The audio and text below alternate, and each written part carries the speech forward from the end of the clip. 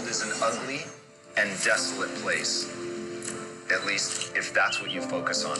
Here's the reality. You're gonna get what you focus on. And if you choose to see what's wrong, if you choose to see what's broken, if you choose to see all of the things that are bad, then they're going to be exaggerated. You're gonna see them everywhere. If you choose to see the ugly in this world, you will literally be buried in it. But if you choose to see beautiful, if you choose to see potential, if you choose to see the things that are right, then all of a sudden you're gonna be surrounded by that.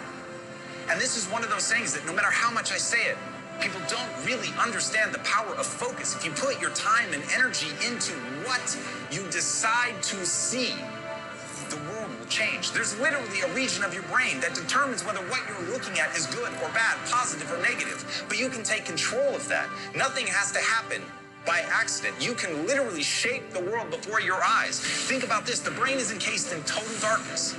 Light never touches your brain. The movements of the air that we think of as sound never actually reach your brain. Everything hits your eye, your ear, and they're translated into electrical and chemical signals. And from that, you construct a reality. But the truth is, you're living in the matrix right now. Even if this is not a computer simulation and we're really here, your brain is still creating a reality. It's determining what you see. Now the question is, how much of that are you going to let happen by accident, and how much are you going to take control? And once you decide to take control and start constructing optimism, positivity, all of a sudden you're going to have more energy to attack things because you believe that they're going to happen for you. And belief is ultimately the most powerful thing that you can have. If you believe that your time and attention is going to be rewarded, if your efforts are going to result in improvement, then all of a sudden you don't have to worry about whether you're good. You only have to worry about how much time and energy you're willing to put into something. And once that's the equation, once you're the eternal learner, once your identity and your self-esteem is entirely wrapped up in getting good, in becoming great, then you'll make progress. Because you're not tripping over self-loathing. You're not tripping over hating who you are or what you're capable of. You're not worried about what you were or weren't born with. Once you get out of that trap and you start thinking about your potential and you start thinking about what you can become, that's when the world opens up to you. But it all comes down to what you focus on. So you've got to be very careful about what you allow yourself to see. And yes, it is a choice.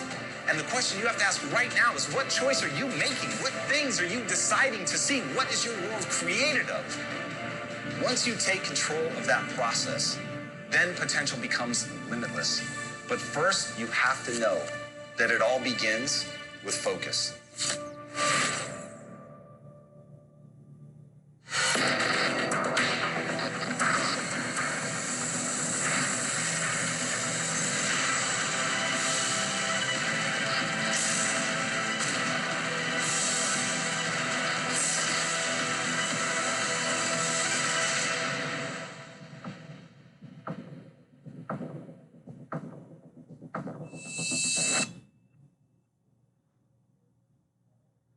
In life, if you want to win, you have to move towards what scares you. Because here's the truth. The only form of winning that's real is fulfillment. It's doing something that makes you feel good about who you are, makes you feel good about who you're becoming. It makes you feel good not only about serving yourself, but being able to serve others. And the only way to do that, the only way, is to get outside of your comfort zone. The only way to adapt and grow and improve is to push yourself towards the things that scare you. Why? Because fear is a response to stakes. It means that there's enough there that matters.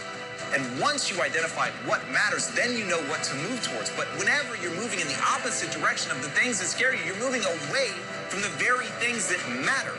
Your mind triggers because something is a potential for failure. Something is putting you in danger. But the very thing that's putting you in danger is almost certainly emotional danger. And the things that carry emotional danger are the things that matter to you. And the things that matter to you are the things that matter most. And so to run in the opposite direction, to allow yourself to get into that, to allow yourself to see that there are stakes, that it matters, that it has meaning, and to move in the opposite direction is to literally state that you want to stay small. It's to literally say that you don't want to be successful. And once you get in that loop, then you begin to erode the thing that matters most, what you think about yourself. Because here's the reality, maybe nobody else notices. Maybe nobody else knows that you're running away from the things that scare you. But you'll know. The one person that none of us can ever hide from is ourselves. And the only thing that really matters, going back to fulfillment, talking about the only way to win is what we think about ourselves when we're by ourselves. And who's there in that moment? You. The one person that knows whether or not you move towards something when you're afraid. And I'm not saying don't be afraid. We're all afraid. I'm saying don't be crippled by fear. I'm saying let it be a guide. Let it move you in a direction. Have a code that you live by that says, that mandates from you, that you move towards those things, that you accept that even in the face of fear, you can always choose to act.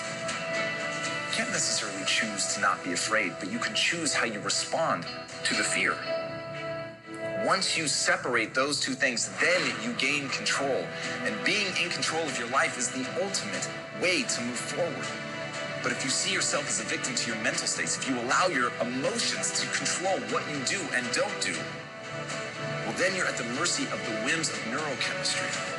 And you've got to rise above that. You've got to have a focus. You've got to have a goal. You have to know what it is that you want to accomplish. And regardless of whether or not that scares you, in fact, because that scares you, that's got to be the thing that triggers you to push and go and develop yourself and develop that self-worth that comes from facing your fears, doing the hard things, being willing to suffer in service of something you believe in.